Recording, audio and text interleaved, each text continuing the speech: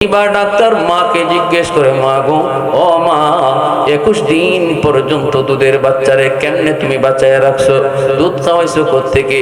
তোমার তো বুকের দুধ শুকায় গেছে, বাচ্চাটার কেমনে কি করছো? মা চোখের পানি ফালায়া কাঁদে আর কয়ে, ডাক্তার, আমার আঙ্গুলের দিকে তাকায় দেখো, একটা আঙ্গুলের মাথাও নাই। যখন আমার বুকের দুধ শুকায় গেল আর আমি দেখতেছি আমার বাচ্চাটার জিহ্বাটা বের হয়ে আসতেছে, তখন আমি মা কি করব? আমার প্রতিটা আঙ্গুলের মাথাকে কামড় দিয়া মাথাটা ফালায়া দেই, রক্ত বের হয়, সেই রক্ত আমার বাচ্চারে খাওয়ায়া খাওয়ায় আমি বাঁচায় রাখছি। আঙ্গুলের একটা মাথাও নাই। এজন্য মালিক কয়, দোয়া করবি তো শিশুকালের কথা আমি আল্লাহর ইয়াদ করায় দিস, আমি আল্লাহর ইয়াদ করে দিবি। কত মা কত বাবা শিশুকালে মা বাবা সন্তানকে নিয়ে স্বপ্ন দেখে, কিন্তু সন্তান বড় হওয়ার পরে বাপ মারে কষ্ট দেয়। করাচির হযরত হাকিম আখতার সাহেব রাহিমাহুল্লাহ তিনি বলেন, আমি করাচির মসজিদে নামাজ পড়ি, দেখলাম একটা যুবক বড় সুন্দর করে নামাজ পড়লো, রুকু তার বড় সুন্দর, সেজদা তার বড় সুন্দর, কিন্তু ডান হাত কাপড় দিয়ে পেঁচানো। আমি যুবককে বললাম, যুবক, এত সুন্দর করে নামাজ পড়েছো, কিন্তু ডান হাতটা কাপড় দিয়ে পেঁচায় রাখছো কেন? যুবক, হুজুর, আমার হাতের মধ্যে পচা দুর্গন্ধ বের হয় এবং এই পচা শুধু উপরের দিকে উঠতেছে।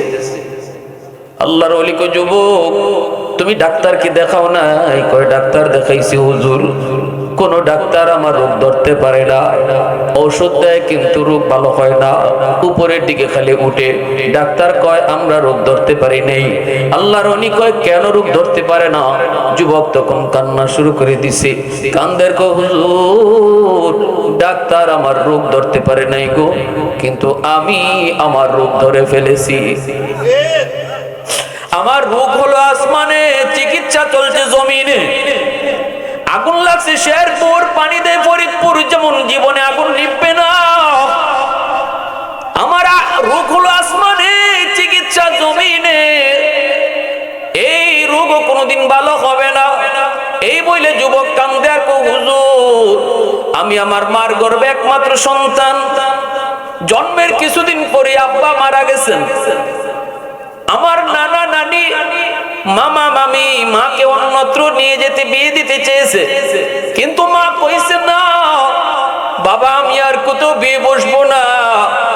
আল্লাহ আমার একটা মানিক দিয়েছে, আমার সন্তানের চেহারা দেখে জীবন যৌবন কাটায় দিব, আমি আর দ্বিতীয় বিয়ে বসবো না। স্বামীর বাড়িতে স্বামীর ভিটাতে আমি কাটায় দিব জীবন।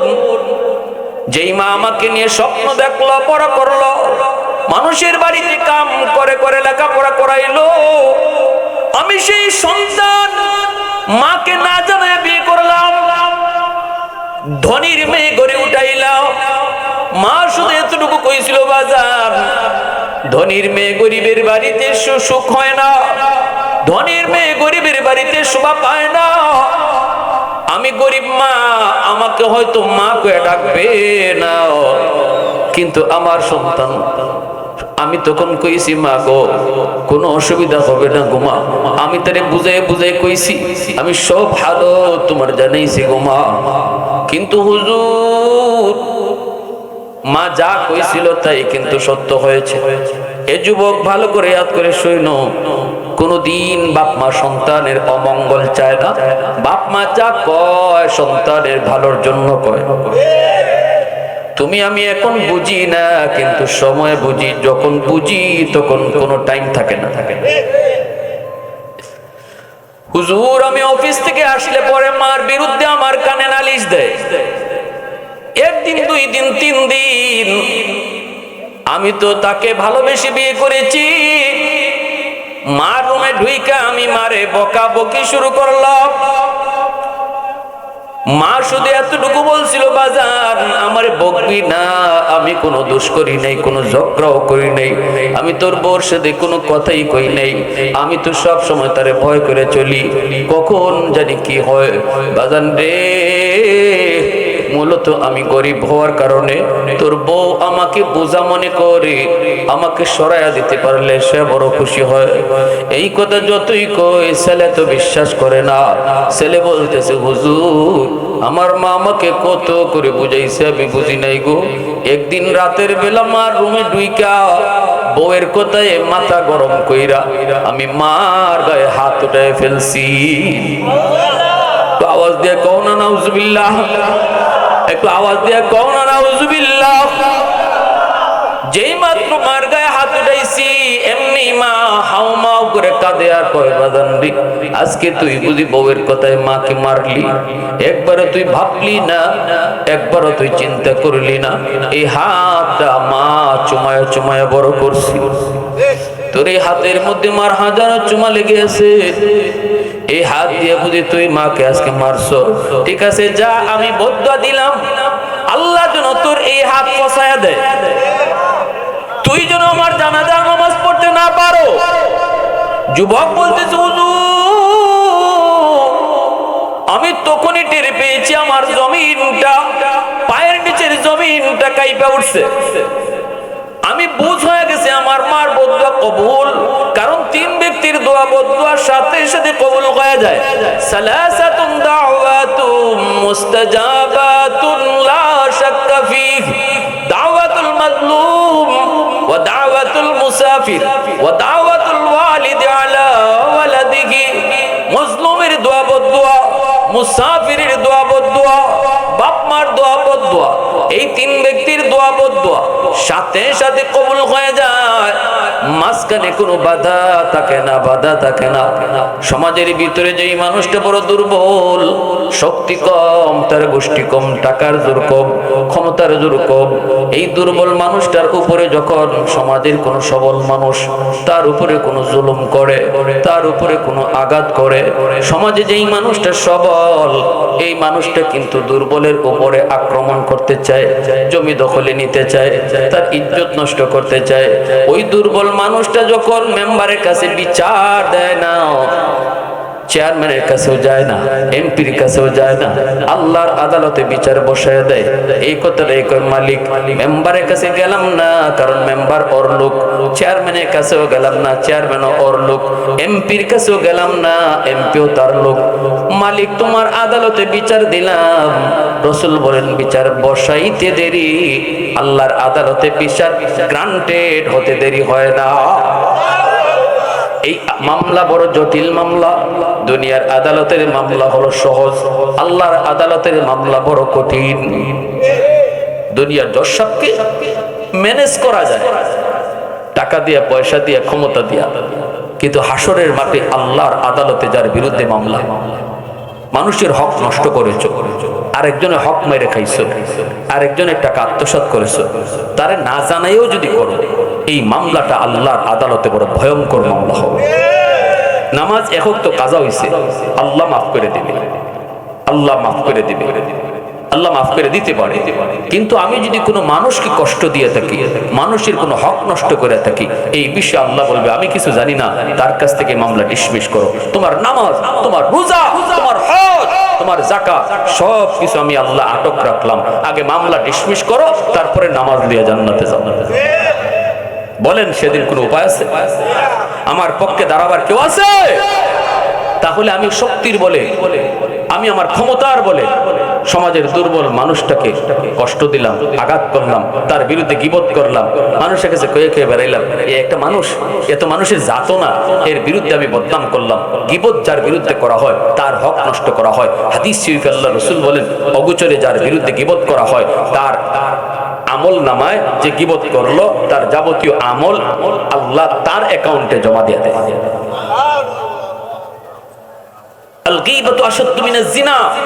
জিনার চেয়েও গীবত কঠিন গুনাহ। কারণটা কি?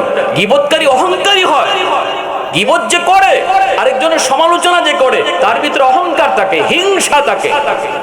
বাঙালি জাতির বৈশিষ্ট্যই হলো আরেকজনের ভালো পছন্দ হয় না, আরেকজনের ভালো সইতে পারে না, অন্তরে হিংসা। এই হিংসা থেকে গীবতের জন্ম। নামাজটা মসজিদের ভিতরে পইরেই বের হইয়াই আমি অমুকের ছেলে কি করলো, অমুকের মেয়ে কি করলো, অমুকে কি করলো, এই নিয়ে আলোচনা শুরু করলাম। আমি যে 10 রাকাত নফল নামাজ মসজিদে পড়ে গেছি, এই নামাজের সওয়াবটা আল্লাহ ওই যার গীবত করতেছে তার অ্যাকাউন্টে জমা দিবে। এবার বলেন, তাসবিহ পড়লাম, কোরআন পড়লাম, আমার আমল জমা হচ্ছে। ইমাম শাফি রহমতুল্লাহ গেলে এজন্যই যদি কেউ বলতো হুজুর আপনার বিরুদ্ধে অমুকে গীবত করছে, ইনি তার বাড়িতে মিষ্টি নিয়ে যাইতেন, যাই কইতেন ভাই তুমি আমার গীবতটা কইরা তোমার আমলটা যে আমার অ্যাকাউন্টে জমা দিছো এজন্য খুশি হইয়া তোমার বাড়িতে মিষ্টি নিয়ে আসছি। ইমাম আবু হানিফা রহমতুল্লাহ গেলে বলেন যদি কেউ গীবত করতেই চাও বাপ মার কইরো, তাহলে বাপ মার লাভ হবে, তোমার নামাজটা মা বাবা হইব। কথাটা বুঝে আসছে? এজন্য সাবধান। মসজিদের ভিতরে আমি প্রায় বলি, মসজিদের ভিতরে আল্লাহকে খুশি করার যতটুকু এরিয়া, মসজিদের বাইরে আল্লাহকে খুশি করার এর চেয়ে ডাবলের ডাবল সুযোগ রয়ে গেছে, কিন্তু আমরা এটা বুঝি না, মানি না। মসজিদের ভিতরে আইলেও কিছু মানুষ আবার গুনাহ করে, মসজিদের ভিতরে ঢুইকেও দুনিয়াবি কথা কয়, মসজিদের ভিতরে ঢুইকেও সে গল্প করে, মসজিদের ভিতরে ঢুইকেও সে মসজিদের আদবের খেলাফ করে, ঠিক না জোরে বলেন? তো মসজিদের ভিতরে ঢুইকা যে মানুষটা মসজিদের আদবের খেলাফ করলো তারে তো একবার বলা হয় ও আল্লাহর ওলি চুপ হও, ও আল্লাহর ওলি চুপ হও, ও আল্লাহর ওলি চুপ হও। 3 বার পরেও যখন সে বন্ধ হয় না, ফেরেশতা তখন কয় ও আল্লাহর দুশমন তুই বের হ। এতটুকু ধমক দেওয়া হয় আল্লাহর ঘর মসজিদের ব্যাপারে। কিছু মানুষ মসজিদে ঢুকে আমল কইরা সওয়াব নিয়ে যায়, আর কিছু মানুষ মসজিদে ঢুকিয়া আমল নেওয়া দূরের কথা গুনার গাঁটকে লইয়া যায়। এজন্য মনে রাখবেন, সাবধান, এটা আমার বাংলা ঘর নয়, এবার নির্বাচনী ক্যাম্পাসের ঘর নয়, এই ঘর কার? জোরে বলেন কার? সাবধান, প্রতিটা ইশারা পর্যন্ত আমার আল্লাহর মর্জি মতো হতে হবে। কথা তো দূরের কথা, রাসূল বলেছেন মসজিদে ঢুকো আর জান্নাতি ফল খাও। সাহাবীরা জিজ্ঞেস করলেন নবী গো ফল কিভাবে খায়? মসজিদে ঢুইকা। রাসূল বলেন যে যত বেশি সুবহানাল্লাহ আলহামদুলিল্লাহ জিকির করব মসজিদে বৈশা, সেজন্য জান্নাতি ফল খাইতেছে। জোরে কোন না সুবহানাল্লাহ। আমার ভাইরা বন্ধুরা, যুবক, এজন্যই দুর্বলের উপরে কখনো জুলুম করব না, কারণ দুর্বল যদি আল্লাহর আদালতে আহাজারি করে মামলা বসায়, এই মামলা আল্লাহর আদালতে বসতে দেরি হয় না। 2 নাম্বার হলো মুসাফিরের দোয়া বদদোয়া, 3 নাম্বার হলো বাপ মার দোয়া বদদোয়া, মা বাবার দোয়া বদদোয়া কখনো সেটা মিস হয় না। আব্দুল কাদের জিলানী তোমার আমার ঘরে যদি দাওয়াত করে খাওয়া ওরে যুবক, ওই আব্দুল কাদের জিলানীর দোয়া কবুল হবে কি হবে না কোনো গ্যারান্টি নেই, কিন্তু রাসূল বলেন ভাঙ্গা করে বসে যদি তোমার মা হাত উঠায়, বাবা যদি হাত উঠায়, এই দোয়া কবুল হবে 100% গ্যারান্টি। মুসা নবী কয় মালিক জান্নাতে আমার বন্ধু কে হবে একটু কই বাইনি। আল্লাহ কই মুসা যাও অমুক বাজারে গিয়ে দেখো কসাই, সে তোমার জান্নাতি বন্ধু হবে। মুসা নবী কয় মালিক একটা কসাই জান্নাতে আমার বন্ধু হবে কেমনে একটু বুঝে আসে না, কি তার আমল একটু কও না। আল্লাহ বলেন আমি বলবো না, তুমি যাই খুঁজে বের করো। মুসা নবী তখন বের হয়ে গেছেন। লোকটার পাশে এসে মুসা নবী নিজের পরিচয় দিলেন না, ডাক দিয়ে বলতেছেন ভাই আমি আপনার বাড়িতে মেহমান হতে চাই। উদ্দেশ্য হলো গভীর রাতে লোকটা কি আমল করে, যে আমলের কারণে আল্লাহ তাকে জান্নাতে মুসা নবীর বন্ধু বানায় দিছে, এই জিনিসটা জানার জন্য, নিজের চোখে দেখার জন্য মুসা নবী তার বাড়িতে মেহমান হলেন। এ যুবক, মেহমান কিন্তু কোনোদিন কমায় না, মেহমান যখনই আসে তোমার বাড়ায় দেয়া যায়। আমি আপনি দেখি মেহমান কমায়, কিন্তু রাসূল বলেন মান আরাদা আইয়াবসুতার রিজকা ফালইউকরিম দাইফা, মানুষকে খাওয়াইলে কখনো কমে না। রাসূল বলে মানুষকে খাওয়াইলে আল্লাহ বাড়ায়। আমি দেখি খাওয়াইছি আমার কমছে, কিন্তু রাসূল কয় না তোমার বাড়ছে। এবার আমারটা ঠিক না নবীরটা ঠিক? কসাই মানুষটা বড় খুশি, কই চলেন আমার বাড়িতে মেহমান হন।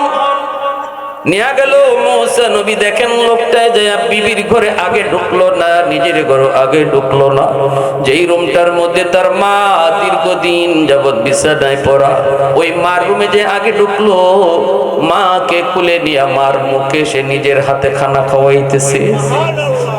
ছোট দুইটা বাচ্চা বাবার পায়ে পড়ে কান্দে, বাবা গো সারাদিনে উপাস, কিছু খাই নাই, বাবা আর সহ্য হয় না, আমাদেরকে খানা দাও। বাবার হাতেই কিন্তু খানা, কিন্তু সন্তানের মুখে আগে দেয় না। সন্তানের মাথায় হাত বুলায় বলতেছে, বাজান একটু সবর করো, আগে তোমাদের দাদুরে খানা খাওয়ায় নেই, এরপরে বাবা তোমাদেরকে নিয়ে খানা খাবো। মুসা নবী দেখতেছেন দুইটা আদরে কলিজার টুকরা সন্তান বাবার পায়ে পড়ে গেছে, এরপর বাবাই খানা দিল না। মুসা নবী জিগায়, বাইরে মারে কতদিন যাবত তুমি সবার আগে খাওয়াইতেছ, নিজেরা খাওয়ার আগে মারে খাওয়াইতেছ, এটা কতদিন যাবত? তখনই কসাই লোকটা কয়, হুজুর আমি আজকে 40 বছর যাবত আগে মাকে খাওয়াই, এরপরে নিজেরা খাওয়াই। পৃথিবীতে মায়ের মতো আপন কেউ হবে না, পৃথিবীতে মায়ের মতো আপন কেউ হবে না। তোমরা কোনোদিনও মায়েরই মনেতে কষ্ট দিও না, তোমরা কোনোদিনও বাবারই মনেতে কষ্ট দিও না। কত পাপী এমন আছে মাকে কষ্ট দেয়, মায়ের মনে কষ্ট দিয়ে অভিশাপ নেয়। মায়ের মনে কষ্ট দিলে খোদা যে সহে না, মায়ের মনে কষ্ট দিলে খোদা যে সহে না। তোমরা কোনোদিনও মায়েরই মনেতে কষ্ট দিও না, তোমরা কোনোদিনও মায়েরই মনেতে কষ্ট দিও না। মুসা নবী কই, ভাই তোমার মা বিড়বিড় করে কি যেন দোয়া করলো, বুঝি নাই। লোকটা কয়, আমার আম্মা সব সময় দুইটা দোয়া করে, একটা দোয়া দুনিয়াতে কবুল হয়ে গেছে, আমি পাইয়া গেছি, আরেকটা দোয়া করে আখিরাতে, কিন্তু এটা কেমনে সম্ভব আমার বুঝে আসে না। মুসা নবী বলতেছে, কি সেই দোয়া একটু কয়, মা একটা দোয়া করে, মালিক দুনিয়াতে আমার সন্তানরে কখনো তুমি অভাবে ফেলায়ও না।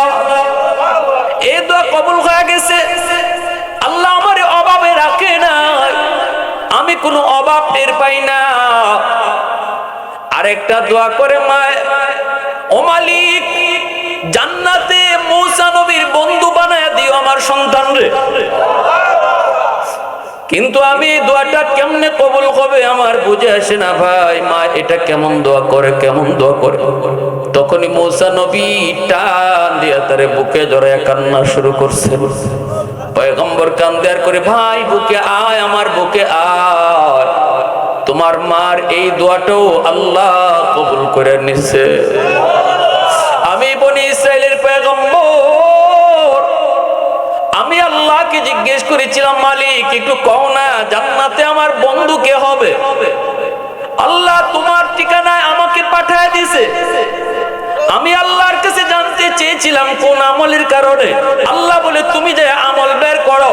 আমি তো মনে করেছি গভীর রাতের কোনো আমল, কিন্তু এখন আমল পেয়ে গেছি রে ভাই। আমলটা হলো তোমার মার দোয়া। তোমার মার দোয়ার কারণে আল্লাহ তোমাকে জান্নাতে আমার বন্ধু বানিয়ে দিছে।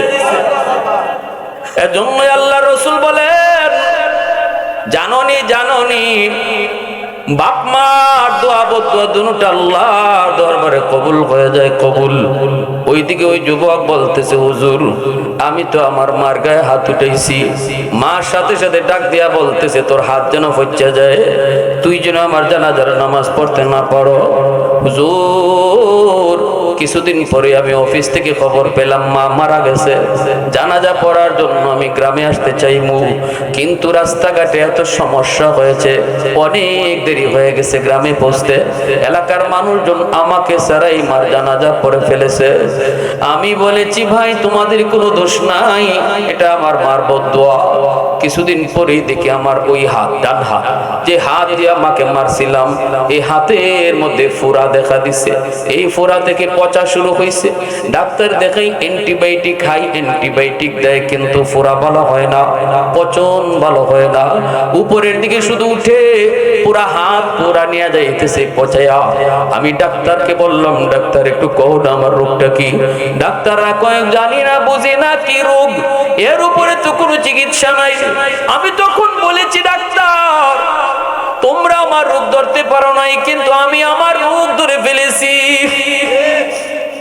এটা আমার মার বদদোয়া, আমার মার বদদোয়া। আমি মার গায়ে হাত উঠাইছিলাম গো, মা তখন একটা বদদোয়া দিছিল, তোর এই হাত যেন ফসে, যেই হাত দিয়ে আমারে মারছো। হুজুর এখন আমি কাপড় দিয়ে হাতটা পেঁচায় পেঁচায় রাখি আর মসজিদে মসজিদে ঘুরি, আল্লাহর কাছে কান্দি। ভাইরা মনে রাখবা, বাপ্পারে কষ্ট দিয়া যেই সন্তান দুনিয়াতে থাকবা, মা কবরে যাবে, অথচ অথবা বাপ মা দুনিয়াতে আছে, তুমি কবরে চলে গেছো। মা বাবার কলিজায় ব্যথা দিয়া মাফ নিতে পারো নাই, দোয়া নিতে পারো নাই, খুশি করতে পারো নাই। দুনিয়ার এমন কোন শক্তি নাই রে যুবক তোমারে সুপারিশ করে মাফ করাইতে পারে। কারণ হলো মদিনার কবরে পাশ দিয়া একদিন রাসূল যাইতেছেন সাহাবায়ে কেরামদেরকে নিয়ে, চোখে দেখেন কবরের ভিতরে একটা যুবকের আযাব হইতেছে, আগুনে পোড়ায়, সাপে কামড় খায়, আর যুবক মা মা কয়ে চিৎকার করে কান্দে। রাসূল বলেন সাহাবীরা একটু শোনো, তোমরা তো দেখো না, কিন্তু আল্লাহ আমাকে দেখাইছে। এই কবরের ভিতরে কিছুদিন কয়েকটা যুবক মারা গেছে, যুবককে কবরে রাখা হয়েছে। যুবক আগুনের পড়তেছে, সাপের কামড় খাইতেছে, আর মা মা কয়া চিৎকার করে কান্দে। আমি রহমতের নবী পাশ দিয়া যাব, একটু সুপারিশ না করলে কেমন হয়? আমি তো রহমতের নবী, উম্মতের কান্নারি নবী। মায়ার নবী হাত উঠায় দিলেন, সাহাবায়ে কেরাম আমিন বললেন, কিন্তু আল্লাহ আযাব বন্ধ করলো না। নবী আবার হাত উঠাইলেন, সাহাবীরা আবারও আমিন বললেন, আযাব বন্ধ হয় না। তিনবার রাসূল হাত উঠাইলেন, আযাব বন্ধ হয় না। এইবার রাসূল আল্লাহকে জিজ্ঞেস করেন, মালিক আমার হাতের দাম কি তোমার দরবারে কমে গেল? কি ভুল জানি করেছি মালিক, আমি কি ভুল করলাম? আমি হাত উঠাইতে দেরি, তুমি তো কবুল করতে দেরি করো না। কিন্তু এই জায়গায় যুবকের জন্য তিনবার সুপারিশ করেছি কবরের আযাবটা বন্ধ করার জন্য, কিন্তু মালিক তুমি তো আমার সুপারিশ কবুল করো না। কি ভুল করেছি, কি ভুল করেছি? আল্লাহ কয়, বন্ধু তোমার হাতের দাম কমে নাই, হাতের দাম আগের মতোই রয়েছে বন্ধু, গন্ডগোল হলো অন্য জায়গায়।